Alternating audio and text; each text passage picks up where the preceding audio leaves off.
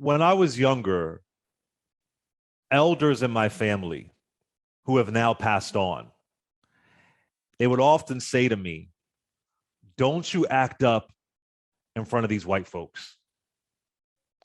I'm telling you right now, don't act crazy in front of these white folks, or I'm going to whoop your ass.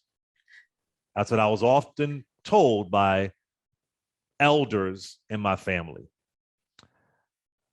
My father, shout out to him, he wasn't about that. That was one thing he didn't like anybody saying that to me. But you respect the elders, and the elders in my family grew up in the Jim Crow South. I'm from Philadelphia, but they were from Virginia. So they grew up in the Jim Crow South of Virginia. My grandfather saw lynchings with his own eyes. So I think a part of that is trauma of why he was saying that. It could have been embedded trauma, fear, protection, wanted his grandson to be protected, whatever the case may be.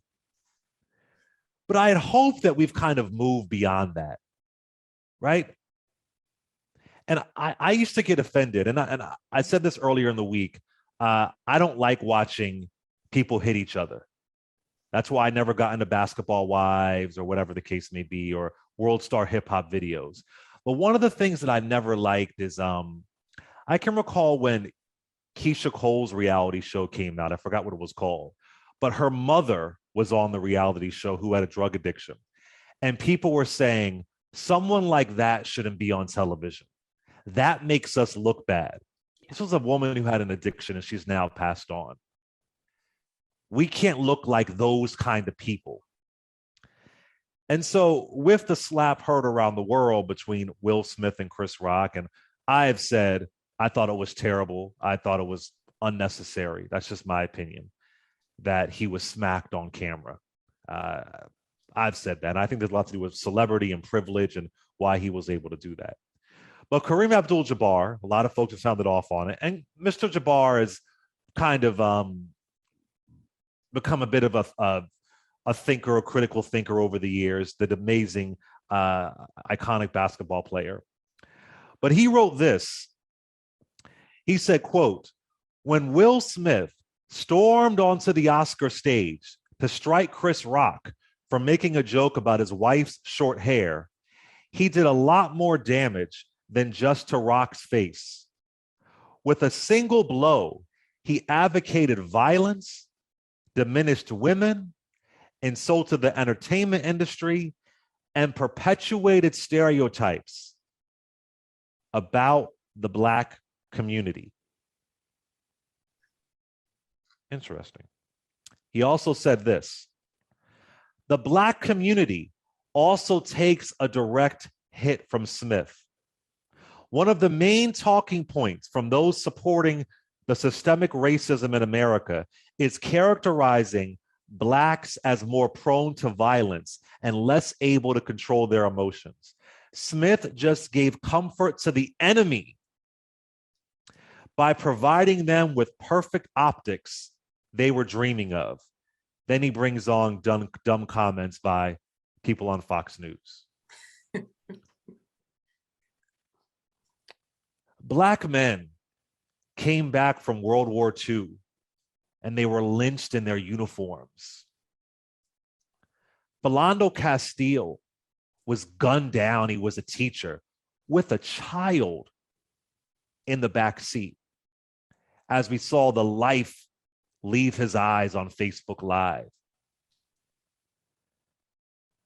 I think it's asinine to think that slap has any reflection on Black people and all Black people. And if there are some white folks who think that, you are already a racist. You already were a racist. It has nothing to do with Will Smith. Rich, privileged, multimillionaire since the 1980s, Will Smith has no reflection on me. And I'm from West Philadelphia. No reflection whatsoever. So I was kind of heartbroken to see this icon go there. And then I saw a lot of, oh, he nailed it. He hit it. He really, this is exactly what I'm talking about. This is not about perpetuating stereotypes. Will Smith was Americana. He is Americana. He was America's sweetheart, if you will, for decades and decades. And I think it's egregious what he did. But I think it's completely foolish and intellectually absurd to say this perpetuates stereotypes of Black men. It was the same narrative I heard that if Jussie Smollett lied, it makes it harder for Black LGBT folks to be believed. They already aren't believed. Will Smith has no impact on what people are thinking as far as their stereotypes. So we gotta stop this. And I spoke at a college yesterday, and somebody said, "Well, I didn't like that he did it at he did that joke at the Oscars in this predominantly white space." I said, "Would you feel better if it was the BET Awards? Would that make the joke different? If you didn't like the joke, would that make it different?" We have to get off the obsession over the white gaze, Gaze, because they're not worried about our gaze. So Mr. Abdul-Jabbar, come on. And if you think that out there, I challenge you to think about you working every day 9 to 5, living your life. How did your boss, if your boss is the kind of person who thinks that, how did he treat you before that slap? Is he treating you worse after that? If anybody is using that as an excuse for why they feel a certain way about Black people, that is your own stone-cold racism. And that comment from Mr. Abdul-Jabbar, it absolves the prejudice and bias and racism that happens every day in this country. You can't absolve it. And that's what I think those words are not the same as a slap. It's not the same as actual physical violence, but those words are deeply unhelpful and does not heal us or move us forward. Amisha? So I agree with you on all those points. And I was quite frankly disappointed, not only by Kareem Abdul-Jabbar's blog post, but also by the sentiments of Craig Melvin, which actually came out before that blog post, because he said in a very similar vein about how much this set Black people back and about how he wasn't going to be able to, speak or raise his son because now he sees this violence on TV, which makes it okay because it came from this Black man. I feel like both of them are off base. And to your point earlier, a lot of this is rooted in respectability politics, especially for Black people and Black men who have ascended to these power positions, who are accepted by the larger white society. The idea is that you're not like those other Black men, the ones who are out here, tussling in the streets. You've got to be above all of that. You've got to be able to control your anger. You've got to be outside of the spectrum so that we can be nice enough to accept you as somebody who's like one of us, even though you came from a Black mama. I think that what we see here is, and I think Kareem Abdul-Jabbar was way off base, because at the end of the day, the fight for white acceptance, which I don't think we should be fighting for anyway, the fight for white acceptance is not diminished by Will Smith slapping somebody. Was it a bad move? Yeah, he could have managed that in a different way. But with that being said, white people look at us the same, regardless of whether Will slapped somebody or didn't. That happened a few days ago. We've had years of white supremacist narratives. We had years of them assuming that Black men or Black people in general were not as smart. You had smaller brains. You were more fitted to work outside because you couldn't academically keep up with white people who were supposed to have the corner offices. We were all poor. We were all dirty. We were all not human enough to be able to even feel pain. That's why we weren't given certain medications. Rapists. For very, very difficult medical procedures, that you were rapists, that you were liars, that you were thieves. Will Smith didn't create those narratives, white people did. And whether Will Smith was the greatest of Black people in terms of, touting the line and being the nicest Willie he could possibly be, those narratives would still be there. So I think that Kareem Abdul-Jabbar does a disservice as a Black man pushing that narrative, but as does Craig Melvin, as does Don Lemon, as does the 500 other Black people who were in the elite class that I heard over the past few days tout very similar narratives. My issue is that a lot of that conversation came from Black men who fully should understand the narrative of how this country sees them. We've watched as Black men who were suited, booted, had all types of degrees, get locked the hell up, pulled over, and treated like nothing in the streets. So it doesn't matter where you think that you are. Our white supremacist society is going to see you as nothing anyway, as long as you're walking in Black skin. I think that because, as you said, Will Smith was part and parcel, the superstar, the Johnny go lucky, the happy person, the person who didn't have any, aside from that red table talk, didn't have a whole bunch of scandal out here about him. People accepted him. White people accepted him. He was their star as well. And I think that this gave those who are, white supremacists already, the narratives of the Fox News crew and others, this gave them cover to talk about Black people, to say, hey, even the one who you thought was elite is still an N-word, the end. Eljoy, your thoughts on this?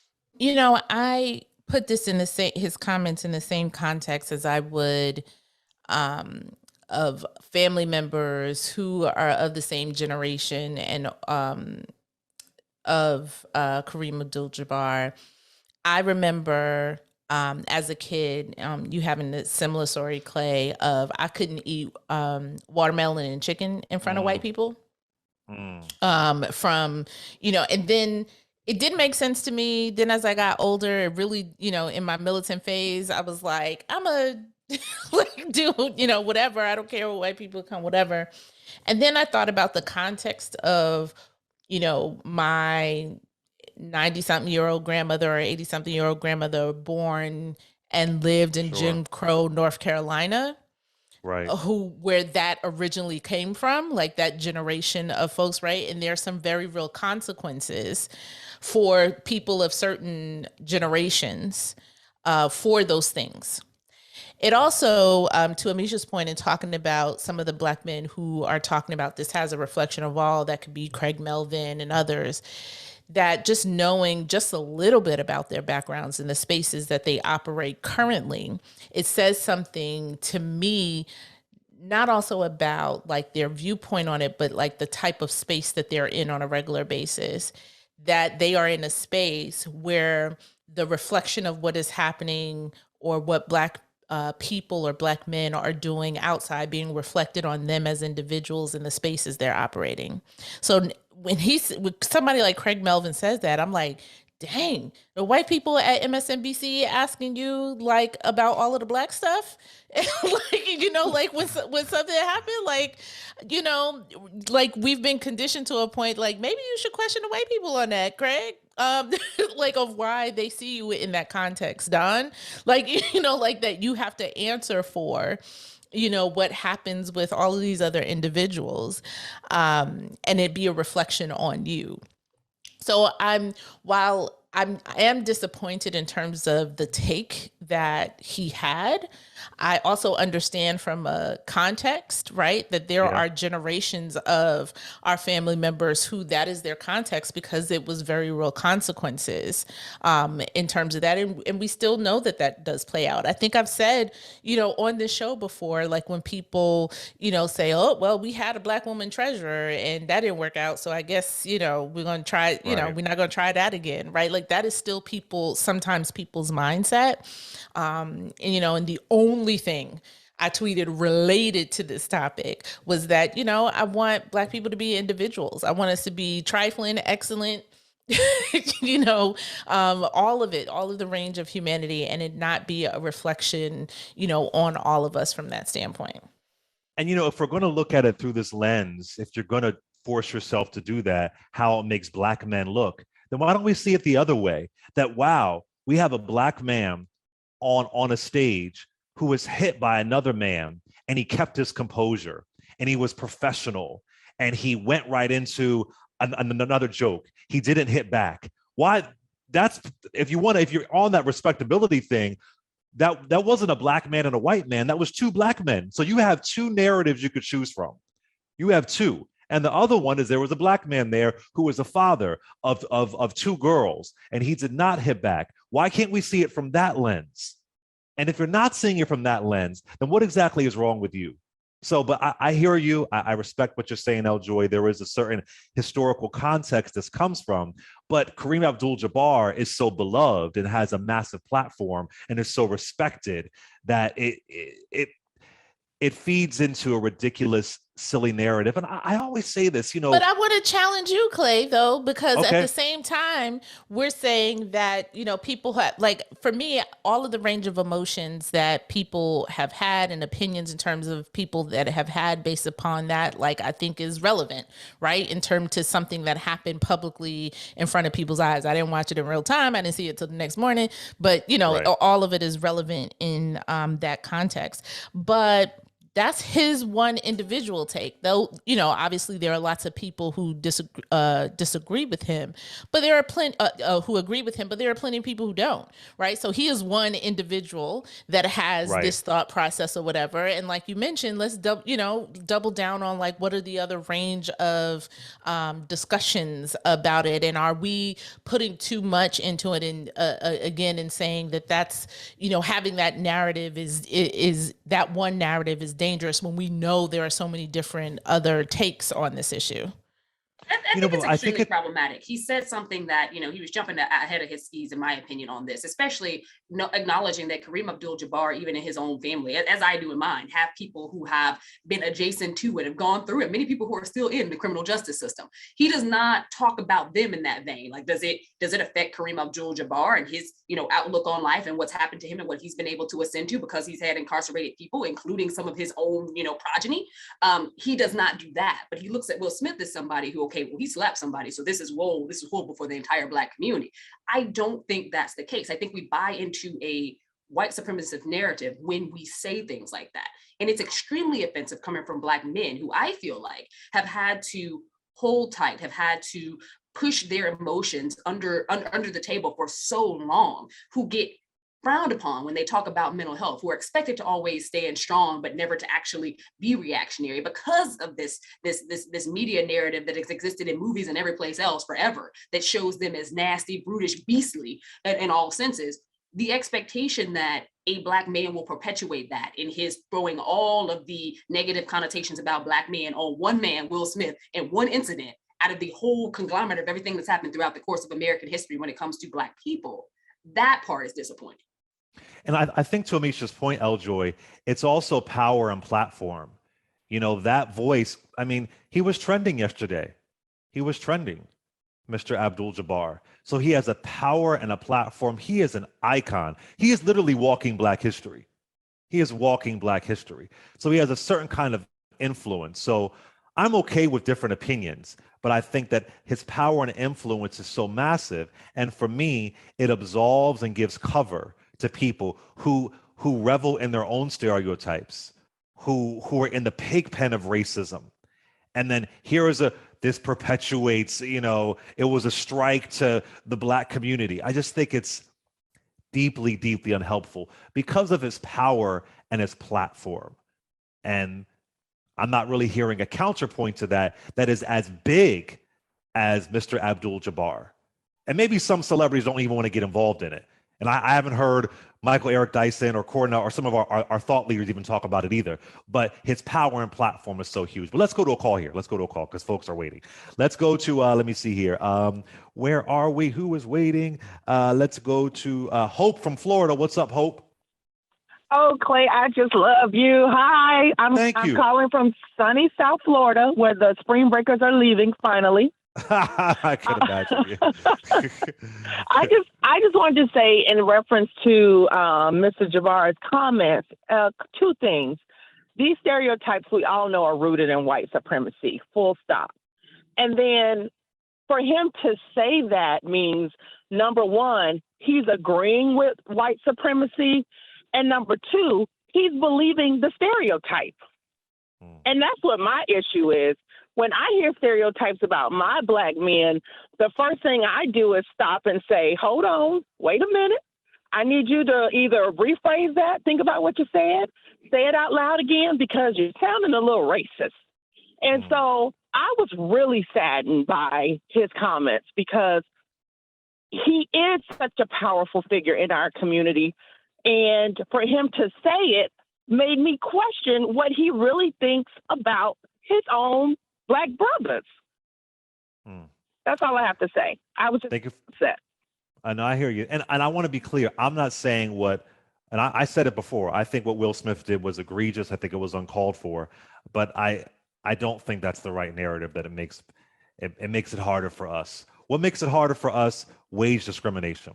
What makes it harder for us is that schools are as segregated as they were in the 1950s. What makes it harder for us is Black men being wrongfully convicted 7 times more than white men. What makes it harder for us is that some stats since 1968, when it comes to Black home ownership, haven't shifted since 2022. That's what makes it harder for us. Our schools are so severely underfunded. That's what makes it harder for us. The fact that Black women are experiencing discrimination in the workforce because of their hair. That's what makes it harder for us. The fact that we need a Crown Act, that we literally need a Crown Act for not a superstar like Will Smith or Mr. Abdul-Jabbar, that folks need a Crown Act to be able to keep their job. That's what makes it harder for us. The fact that Black women are dying in childbirth in the United States, the richest nation on earth, at the same rates as sub-Saharan Africa, that's what makes it harder for us. The slap heard around the world and white people getting upset about it and Black people feeling as though respectability politics got lit on fire is not a systemic issue.